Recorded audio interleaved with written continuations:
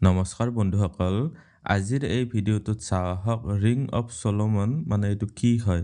অৰ্থাৎ ইয়াক অসমীয়াত কোৱা হয় গুৰু বলয় ৰেখা বা গুৰু মুদ্ৰিকা বুলিও কোৱা হয় বা বৈৰাগ্যৰ চিহ্ন বুলিও কোৱা হয় সো গুৰু বলয় ৰেখা থাকিলে আপোনাৰ কেনেকুৱা ধৰণৰ লাভালাভ হ'ব পাৰে আপোনাৰ বিষয়ে ব্যক্তি এজনৰ বিষয়ে যাৰ হাতত গুৰু বলয় ৰেখা থাকে তাৰ বিষয়ে কেনেকুৱা ধৰণে আপুনি হাতখন চাইয়ে জানিব পাৰে আজিৰ এই ভিডিঅ'টোত আমি বিশদভাৱে আলোচনা কৰিম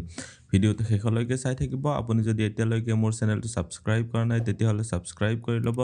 আৰু ভৱিষ্যতে আপলোড কৰা ভিডিঅ'ৰ নটিফিকেশন পাবৰ বাবে বেল আইকনটো চুই অল সিলেক্ট কৰি দিব সো ইয়াতে মই ৰাইট হেণ্ডখনে দেখাইছো আপোনালোকৰ ডমিনেন্ট হেণ্ড যিখন হয় সেইখনে চাব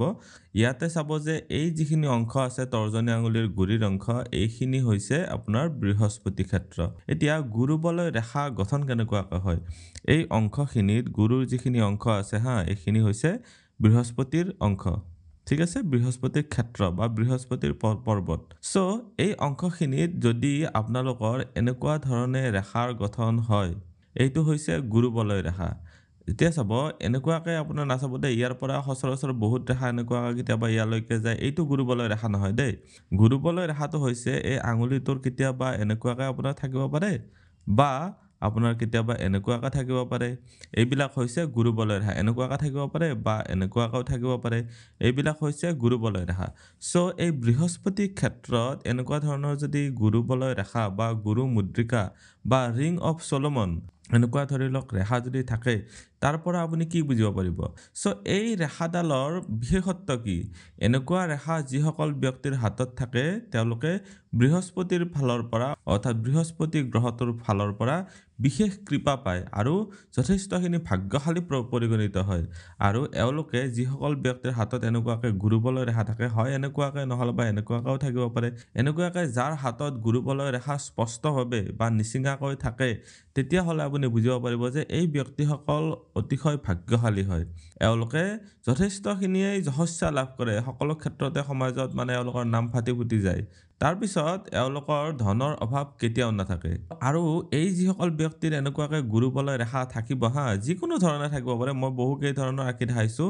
এই বৃহস্পতি ক্ষেত্ৰখিনিত যদি এনেকুৱাকৈ গুৰু বলয় ৰেখা থাকে তেতিয়াহ'লে আপুনি বুজিব পাৰিব যে এই ব্যক্তিজনৰ আধ্যাত্মিক দিশত বা ঈশ্বৰ ভক্তিত যথেষ্টখিনি আস্থা আছে এওঁলোকে আধ্যাত্মিক ক্ষেত্ৰত যথেষ্টখিনি ভাল ফল লাভ কৰিব পাৰে এওঁলোকে বৈৰাগ্যৰ ক্ষেত্ৰতো যথেষ্টখিনি ভাল লাভ কৰিব পাৰে কিন্তু এটা পইণ্ট হৈছে যে এওঁলোকৰ যিটো বৈৰাগ্যৰ দিশত যায় সো এওঁলোকে সামাজিক মায়ামোহৰ ক্ষেত্ৰত ইমান এটা ঠিক নহয় এওঁলোকৰ নিগেটিভ পইণ্টটো হৈছে যে এওঁলোকে সংসাৰৰ মায়ামোহৰ পৰা দূৰত পলাব বিচাৰে ঠিক আছে এইটো হৈছে এটা প্ৰব্লেম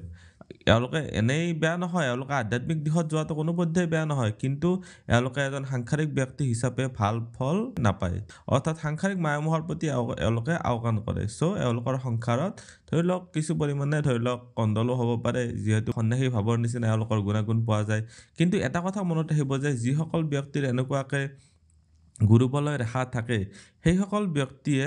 সাধু সন্ন্যাসী হিচাপে ভাল নাম কৰিব পাৰে এওঁলোকে যিবিলাক গুপ্ত বিদ্যা বা অকাল্ট চায়েন্সেছ যিবিলাক ধৰি লওক আধ্যাত্মিক দিশৰ বিদ্যা হয় তাতে নিশ্চয় বহুত ভাল ফল লাভ কৰিব পাৰে এওঁলোকে ভাল লিডাৰো হ'ব পাৰে এওঁলোকৰ নেতৃত্ব কেপাচিটি যথেষ্টখিনি ভাল থাকে এওঁলোকৰ আণ্ডাৰত বহুত মানুহক হাজাৰ হাজাৰ মানুহক আপুনি চলাব পাৰিব যিসকল সাধু সন্ন্যাসী থাকে তেওঁলোকৰ হাতত সচৰাচৰ এনেকুৱাকৈ গুৰু বলয় ৰেখা দেখিবলৈ পোৱা যায় আৰু যিসকল ব্যক্তিৰ এনেকুৱাকৈ গুৰু বলয় ৰেখা থাকে তেওঁলোকৰ একাধিক উপাৰ্জনৰ উৎস থাকে অৰ্থাৎ এটা দুটা নহয় 4-5টালৈকে এওঁলোকৰ উপাৰ্জনৰ উৎস থাকে আপোনাৰ হাতত যদি এনেকুৱা ধৰণে ৰিং অফ চলোমন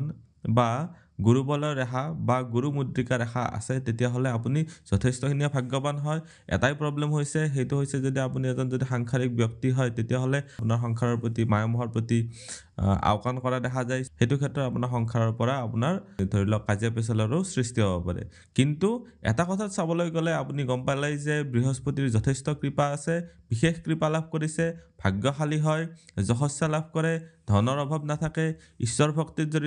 জড়িত হয় দান পুণ্যৰো কাম কৰে আধ্যাত্মিক দিশত তেওঁলোকে ভাল ফল লাভ কৰিব পাৰে ভাল নেতৃত্ব দিব পাৰে এওঁলোকে বৈৰাগ্যৰ ক্ষেত্ৰত খুব ভাল হয় সাধু সন্ন্যাসী হিচাপে এওঁলোক প্ৰসিদ্ধ হয় আৰু এওঁলোকৰ উপাৰ্জনৰ উৎস যথেষ্ট পৰিমাণে থাকে অৰ্থাৎ একাধিক উৎসৰ পৰা এওঁলোকৰ উপাৰ্জন হয় সো এওঁলোকৰ টকাৰ অভাৱ কেতিয়াও নহয় জীৱনত সো এই ৰিং অফ চলোমন বা গুৰু বলয় ৰেখাৰ মাহাত্ম্য বহুত আপোনাৰ হাততো যদি আপোনাৰ গুৰু বলয় ৰেখা আছে তেতিয়াহ'লে কমেণ্টত জনাব পাৰে আপোনাৰ ভিডিঅ' চাই কেনেকুৱা লাগিলে কমেণ্টত নিশ্চয় জনাব আপোনাৰ যদি হাতৰ এনালাইচিছ কৰাব বিচাৰে তেতিয়াহ'লে হোৱাটছআপ কৰিব পাৰে ধন্যবাদ এইটো ভিডিঅ'ত আগবঢ়োৱা জ্ঞানখিনিৰ পৰা যদি আনৰো উপকাৰ হ'ব ভাবে তেনেহ'লে বন্ধুবৰ্গ আত্মীয় স্বজন আৰু চিনাকি মানুহৰ সৈতে শ্বেয়াৰো কৰিব আপোনালোকে নেক্সট ভিডিঅ' কিহৰ ওপৰত চাব বিচাৰে কমেণ্টত জনাব ধন্যবাদ